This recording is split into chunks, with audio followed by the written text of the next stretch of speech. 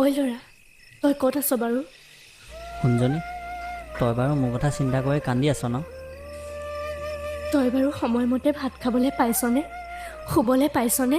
মোৰ বহুত মন গৈছে তোক লগ কৰিবলৈ, কিন্তু মোৰ তোৰ ওচৰলৈ যাবলৈ একেবাৰে সাহস নাইকিয়া হৈ গ'ল। তই আছ, তোক যাতে ভগৱানে ভালে ৰাখক, মোৰ সেই প্ৰাৰ্থনা তোৰ হয়। হে ভগৱান, তাক ভালে ৰাখিবা।